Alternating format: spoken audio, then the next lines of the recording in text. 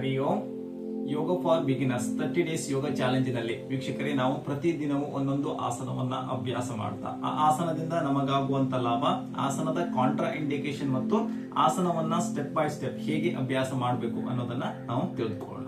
30 days ಯೋಗ ಚಾಲೆಂಜಿನ 23ನೇ ದಿನದ ಅಭ್ಯಾಸದಲ್ಲಿ ನಾವು ಇವತ್ತು ಧನುರಾಸನವನ್ನ ಅಭ್ಯಾಸ ಮಾಡೋಣ.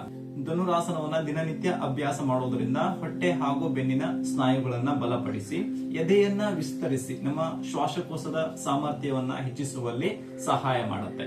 ಹಾಗೆ ಜೀರ್ಣಕ್ರಿಯೆಯನ್ನ ಉತ್ತಮಗೊಳಿಸಿ ನಮ್ಮ ಒತ್ತಡವನ್ನ ನಿವಾರಣೆ ಮಾಡಿಕೊಳ್ಳಲು ಈ ಆಸನ ಉತ್ತಮವಾದ ಆಸನವಾಗಿದೆ.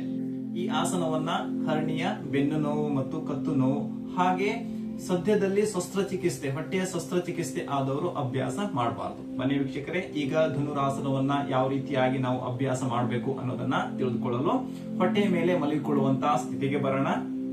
30 ಡೇಸ್ ಯೋಗ ಚಾಲೆಂಜಿನ 23ನೇ ದಿನದ ಅಭ್ಯಾಸದಲ್ಲಿ ನಾವು ಇವಾಗ ಧನುರಾಸನವನ್ನ ಅಭ್ಯಾಸ ಮಾಡೋಣ. ಧನುರಾಸನವನ್ನ ಅಭ್ಯಾಸ ಮಾಡಲು ನಿಮ್ಮ 2 ಮಂಡಿಗಳನ್ನ ಮಡಚಿಕೊಳ್ಳಿ. ಹಾಗೆ ನಿಮ್ಮ 2 ಹಿಮ್ಮಡಿಯನ್ನ ಪೃಷ್ಠಭಾಗದ ಹತ್ರ ತೆಗೆದುಕೊಂಡು ಬನ್ನಿ. 2 ಹಸ್ತದಿಂದ ನಿಮ್ಮ ಆಂಕಲ್ ಜಾಯಿಂಟ್ ಅನ್ನ ಇಟ್ಕೊಳ್ಳಿ. ಉಸಿರನ್ನ ತೆಗೆದುಕೊಳ್ತಾ ನಿಧಾನವಾಗಿ ನಿಮ್ಮ ಕಾಲು ಮತ್ತು ನಿಮ್ಮ ತಲೆಯನ್ನ ನಿಮ್ಮಿಂದ ಎಷ್ಟು ಸಾಧ್ಯವಾಗುತ್ತೋ ಅಷ್ಟು ಮೇಲಕ್ಕೆತ್ತಿ ಮುಂದಕ್ಕೆ ನೋಡ್ತಾ ಈ ಸ್ಥಿತಿಯಲ್ಲಿ ಸಹಜವಾಗಿ ಉಸಿರಾಟವನ್ನ ಮಾಡ್ತಾ 30 ಸೆಕೆಂಡ್ಸ್ ಹೋಲ್ಡ್ ಮಾಡಿ. ಸಂಪೂರ್ಣ ನಿಮ್ಮ ಬೆನ್ನಿನ ಭಾಗದಲ್ಲಿ ಆಗುವಂತ ಬದಲಾವಣೆಯನ್ನ ಗಮನಿಸಿ. ಸಹಜವಾದ ಉಸಿರಾಟ 30 ಸೆಕೆಂಡ್ಸ್ ಹೋಲ್ಡ್ ಆದ ನಂತರ ಮತ್ತೆ ನಿಧಾನವಾಗಿ ನಿಮ್ಮ ಕಾಲು ಹಾಗೂ ನಿಮ್ಮ ಅಪ್ಪರ್ ಬಾಡಿಯನ್ನ ಕೆಳಗಡೆ ಇಳಿಸ್ತಾ ಕೈಯನ್ನ ರಿಲೀಸ್ ಮಾಡ್ಕೊಳ್ಳಿ. ಮೊದಲಿನ ಸ್ಥಿತಿಗೆ ಬನ್ನಿ.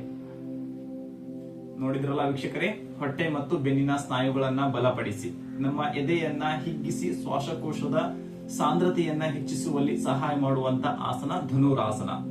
ಈ ಆಸನವನ್ನ ದಿನನಿತ್ಯ ಅಭ್ಯಾಸ ಮಾಡ್ತಾ ನಿಮಗಿರುವಂತಹ ಸಮಸ್ಯೆಯನ್ನ ನಿವಾರಣೆ ಮಾಡಿಕೊಳ್ಳಿ ಅಂತ ಹೇಳ್ತಾ ಇವತ್ತಿನ ಈ ವಿಡಿಯೋವನ್ನ ಮುಗಿಸ್ತಾ ಇದ್ದೀವಿ.